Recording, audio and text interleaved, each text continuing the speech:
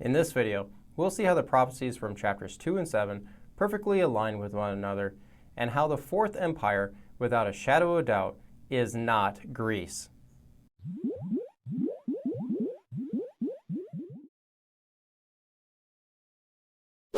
Reminder to hit the subscribe button below and turn on the notification bell to stay up to date as new videos come out. And if you're interested in supporting this ministry, just go to justscripture.org and click on the support page. Daniel 7 is a chapter that every believer needs to have a firm understanding with. It's the most comprehensive and important chapter in all of the Old Testament in regards to eschatology, and also serves as a go-to chapter in demonstrating the presence of a Godhead in heaven. The chapter is divided evenly, with the first 14 verses covering Daniel's visions of the four beasts and of heaven, and the last 14 verses having the vision interpreted to him by a heavenly being. The first half can be broken down into three parts: the visions of the four beasts, the fourth beast being judged, and the ushering in of God's everlasting kingdom and its ruler. Because 7 is so comprehensive, we are going to separate out this chapter study into three parts, because if we were to do this all in one sitting, you'll feel like you just went through an entire chapter of calculus in one period.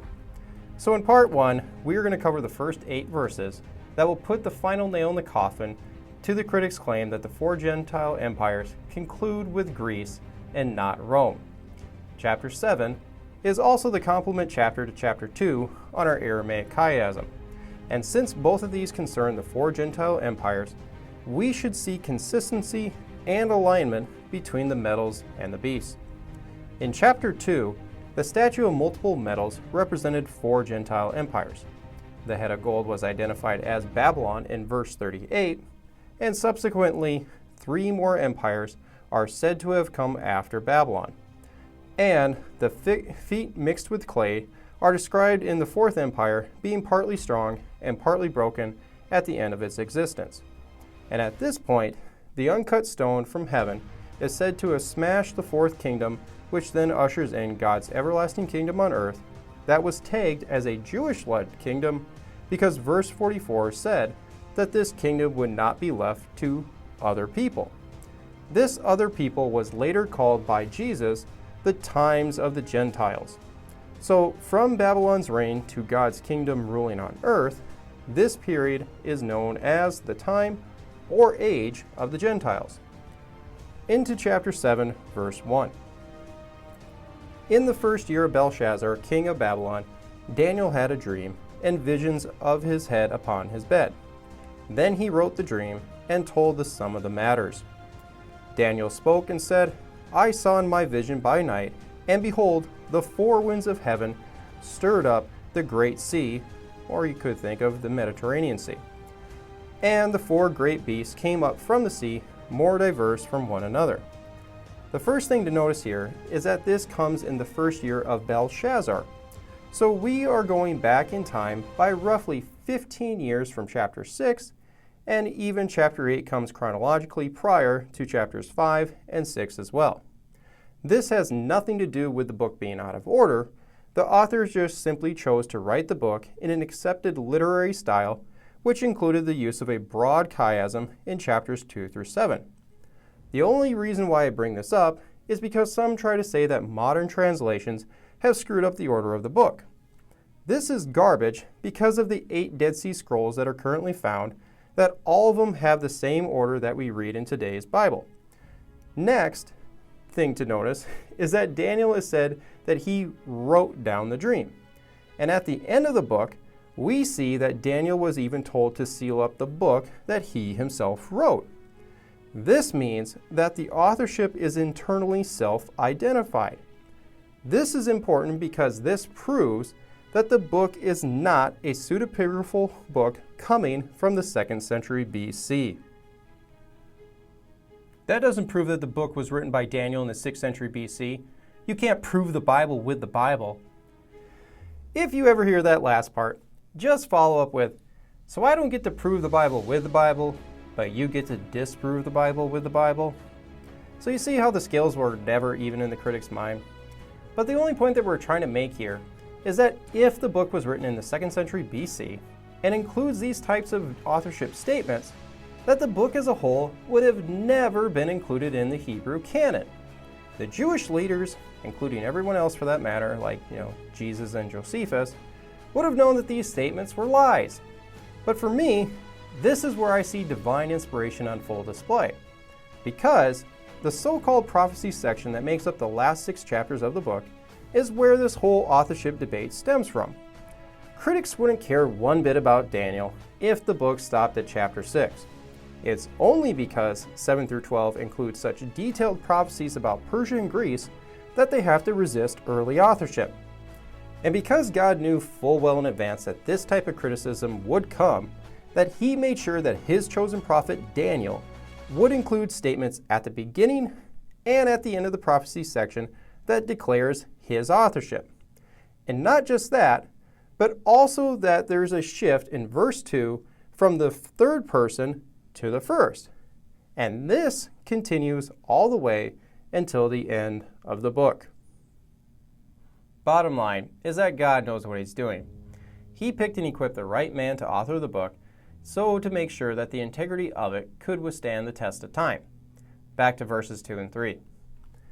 At the beginning of the vision, Daniel sees the 4 winds of heaven stirring up the great sea, where the 4 great beasts emerge from it. Since these beasts represent Gentile empires, the sea then represents the heathen world, because later Daniel will have his dream interpreted by a heavenly being that says the beast rose out of the earth. The great sea, mentioned in verse 2, very well could be the Mediterranean, because the phrase the great sea is clearly identified with it from other verses. The term sea by itself is tagged numerous times with the whole human population.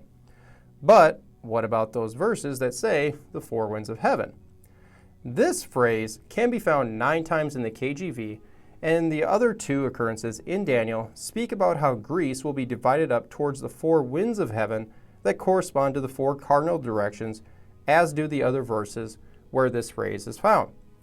The interesting thing, though, is that since wind and spirit are both translated from the same root word, that this could possibly be instead referring to 4 spirits, as in angels, from heaven, because in Zechariah 6:5, it describes the 4 spirits of the heavens doing work for the Lord, and Revelation 7:1 says, 4 angels stood on the 4 corners of the earth, holding the 4 winds of the earth. And both of these verses are apocalyptic in nature, just like Daniel 7 is. But the one thing to note here is that the 4 winds or spirits of heaven are not the same, nor do they correspond to the 4 beasts. The one group is from heaven and the other is from the earth. The only reason why I bring this up is because of the authorship debate, because critics will try to connect these 2 groups together to serve their purpose in dishing out the 4 empire scheme that we'll see down the road. Verse 4. The first was like a lion, and had eagle's wings. I beheld the wings thereof were plucked, and it was lifted up from the earth, and made stand upon the feet as a man, and a man's heart was given to it. So the first beast is like a lion with eagle's wings. But this beast has its wings plucked from it, then it is lifted up from the earth, and made to stand like a man, and was given a man's heart to it as well. So this beast goes through 3 phases. First, we could say that it was originally unstoppable as a hybrid of both the king of the land and king of the air, being part lion and eagle. Then, with the wings being plucked, the beast was now limited by what he could conquer. But this beast was even stripped down further by turning him into a gentle beast by giving him a heart of a man to signify compassion. This should remind us of Nebuchadnezzar's madness in chapter 4, because he went through these same 3 phases. God told him that he had been granted unlimited power, but because of his pride, his power was removed from him and made to behave as a beast for a period of 7 times. Then, when he finally humbled himself, God turned his madness back into sanity, which resulted in Nebuchadnezzar's praise to God. This winged lion symbol is also known as a griffin that can be seen on many Babylonian reliefs in museums today. But on our chart, we can see how this first beast corresponds to the head of gold, which we know is the Babylonian Empire. Because of the descriptions of the beast, we see that chapter 7's beast will provide us insight into the nature and mentalities of these empires. On to the second beast, verse 5. And behold another beast, a second, like to a bear, and it raised up itself on one side, and it had 3 ribs in the mouth of it, between the teeth of it. And they said thus unto it, Arise and devour much flesh. So, the second beast is described as a bear with one side raised higher than the other, with 3 ribs in its mouth. The raised side implies that the one side of the beast is stronger than the other, kind of like how a boxer stands. And up to this point, Daniel has consistently spoke of the Medes and Persians as unified when they conquered Babylon. Thus, he is making the second beast equated to the Medo-Persian Empire. And so, regardless if a person doesn't want to accept what the Bible says here, historians and reliefs all describe the Medes and Persians aligned with one another, or at worst, have the Persians holding dominance over the Medes. But either way, they're still described as combined. And since Cambyses I married Princess Mandan of Media, who together had Cyrus the Great, that made him part Mede and Persian, this was to signify a royal alliance between the Medes and Persians, who together conquered Babylon under Cyrus's lead, that is represented by the bear, and thus corresponds to the silver arms and chest of the statue, which is the second empire in our list. But for the sake of argument, let's say that none of that means anything, because it's not like the critics don't have access to the same information here, but they've obviously still haven't, or really won't, change their mind on who the second empire is. So let's step back from that and just ask a simple, logical, historical question. If Cyrus the Persian conquered Babylon in 539 BC, how is it possible to have a separate Median empire lie between those two? So seriously, just look at what they're proposing here. How can Media be wedged in between Babylon and Persia? It's historically impossible to make this work. And so, going back to the description of the second beast, it is said to have 3 ribs in its mouth between its teeth. If you saw a bear with 3 ribs stuck between its teeth, what would you think that just occurred? You would probably think that, it just got done eating its prey. So it's a symbolic representation that this beast is using brute force to conquer its opponents. So again, to the critic, if the second beast is Media, then who did Media independently conquer that is represented by these 3 ribs? And guess what? There's no historical answer that they can give to this. Now, if the bear represents the combined Medo-Persian Empire that history does record, then the 3 ribs can easily represent the Lydians, who were conquered in 539 BC, the Babylonians in 539 BC, and the Egyptians in 525 BC. And looking at the map, you can see how these 3 large and strong territories could be represented by the 3 ribs in the bear's mouth. Back to the end of verse 5. The last line is said that they said thus unto the beast, Arise, devour much flesh. But who are the they in the scene?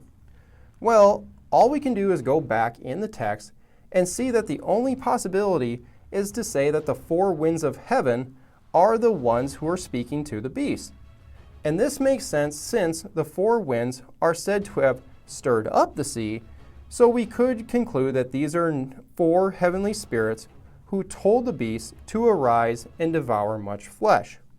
And we can recall that Daniel told Nebuchadnezzar that God is the one who removes and sets up kings.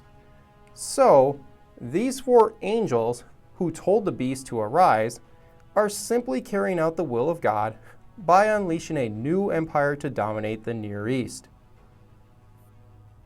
With the second beast being clearly the Medo-Persian Empire, the third and fourth beast will be easy enough to identify as well. Third beast, verse 6. After this I beheld, and lo another, like a leopard, which had upon the back of it 4 wings of a fowl. The beast also had 4 heads, and dominion was given to it. So, the third beast is like a leopard that has 4 wings and 4 heads. So sequentially, this beast then lines up with the thighs of brass. And in regards to the beast's nature, we know that leopards are extremely fast and swift, so just think of how fast they could be if you attached wings to them. But naturally speaking, their goal is a quick kill because they don't want to get into a dogfight, as they were really not that strong of an animal. And these details historically match how the Greek Empire rose to power under Alexander the Great. He started to rule in Macedonia at only the age of 20. And after this, in just 3 years, he became the Pharaoh of Egypt, the King of Asia, and the King of Persia. So his empire grew from just Greece to all of the Middle East in just 3 years. This is unprecedented in all of history, which is why the 4-winged leopard is a perfect match. But why does it have 4 heads and 4 wings? After his Persian conquest, Alexander died very young at the age of 33, in Babylon, mind you. With no proper succession plan in place, the Diadochi Wars ensued for the next 50 years, splitting the empire into 4 ruled territories, matching the 4 heads and the 4 directions in which they were split. Thus, the 4 heads are Alexander's 4 generals who took control of the territories, and the 4 wings represent the 4 cardinal directions that the empire was split into. And here is the historic breakdown of these 4 territories, with the Seleucid Empire holding control over Babylon and Jerusalem until 63 BC. So with the third beast being the Greek Empire, all we have left is the 4th beast to identify, verses 7 and 8. After this I saw in the night visions, and behold a 4th beast, dreadful and terrible, and strong exceedingly, and it had great iron teeth. It devoured and brake in pieces, and stamped the residue with the feet of it, and it was diverse from all the beasts that were before it, and it had 10 horns. 2 things that should catch your eye here are the iron teeth and the 10 horns, both of which match the 4th kingdom's description from the statue in chapter 2. So, regardless if someone tries to object in equating the first beast with Babylon, you can now know that without a shadow of a doubt that the 4th beast lines up with the 4th empire because both are described with iron. Then you can simply work backwards with the prior 3 beasts and still arrive with the same alignment. Now, a thing for us to recall from chapter 2 was that there was an extra attention given to the 4th empire over the others. This occurs again in chapter 7, where Daniel is more focused on what to make of the 4th beast and nothing really about the others. As we said before, this Gentile Empire period is known as the time or age of the Gentiles, from Christ's description in Luke 21:24. We've seen a continuous transfer of domination in the Near East, but one of the distinguishing features of these empires was that each of them had to have both controlled Jerusalem and Babylon during their time. So, there were other empires in the course of history, but to be considered part of this scheme, they would have to have controlled at least Jerusalem for a stretch of time. Now back to our 4th beast. We see the easy connection here between the 10 toes and the 10 horns. But what do those toes and horns represent?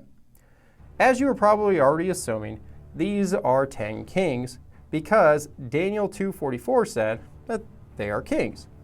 But the detail that must be understood here is that these 10 kings are described as ruling concurrently with one another and not coming one after the other like a line or a dynasty of kings.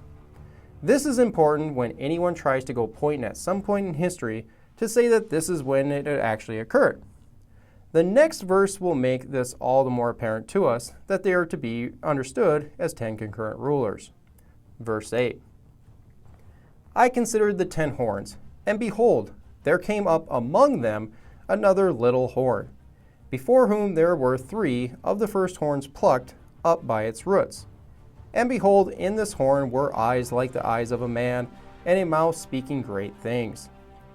We see there is another element to this fourth beast, that it is said that a little horn comes up amongst the 3 horns that were plucked up from the roots, meaning that they were totally removed. So basically, you have 3 kings at some point that will be simultaneously dethroned, and a new king will take their place. Further details describe this little horn by saying that it has eyes like a man and a mouth that is speaking great things.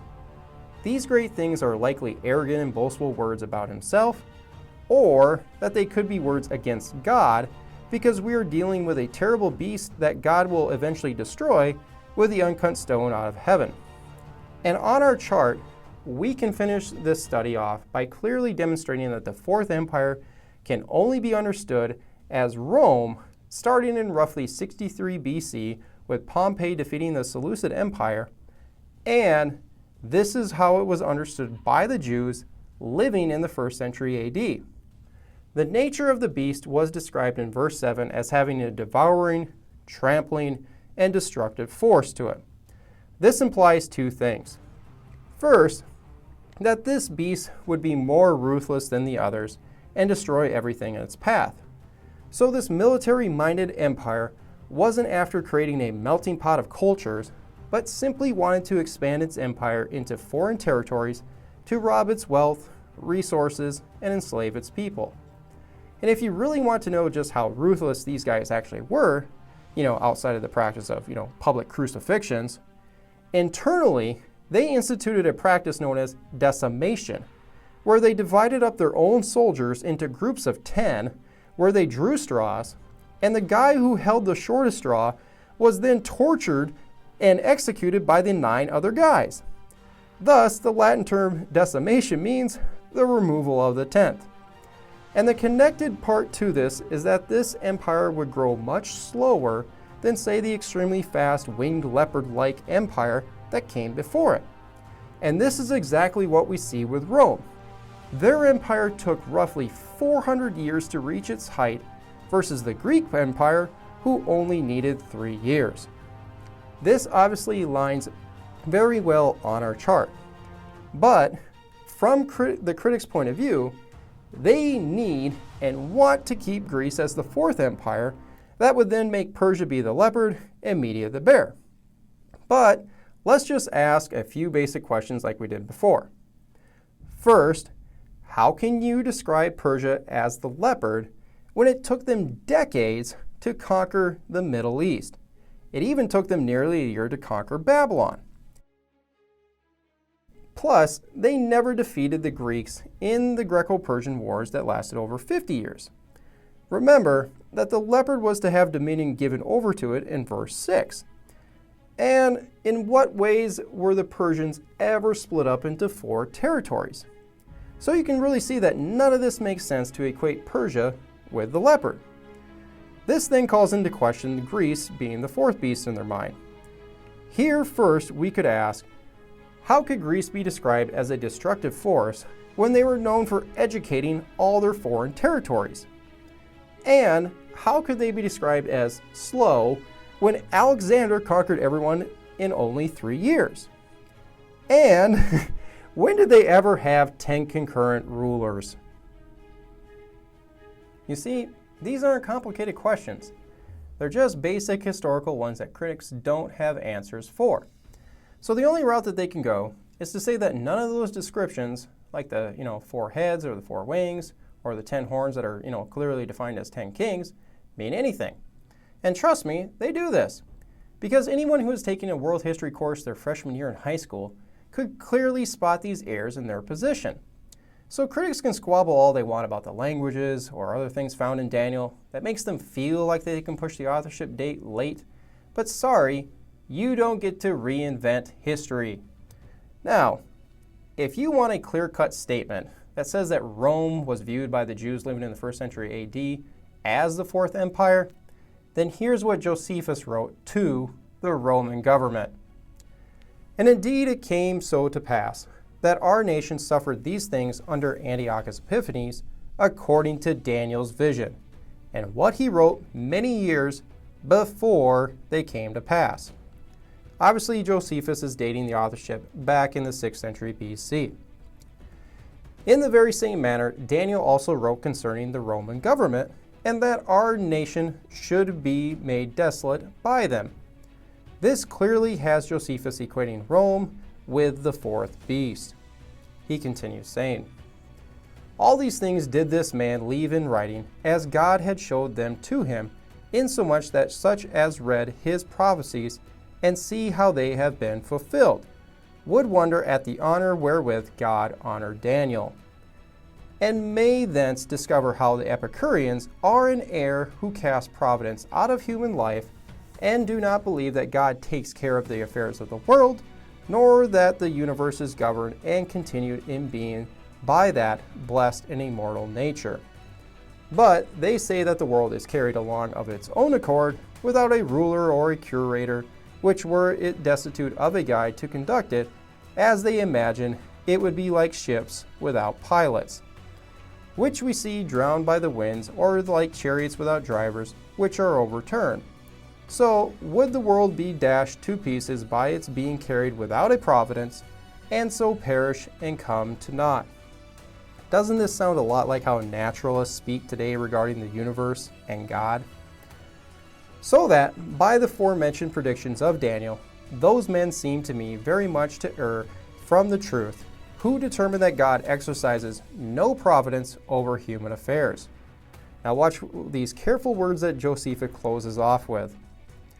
"Now as to myself, I have so described these matters as I have found them and read them.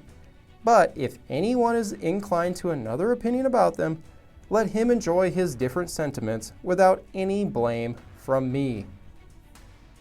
You know why Josephus said, "Hey, don't blame me if you go look into these matters yourself"?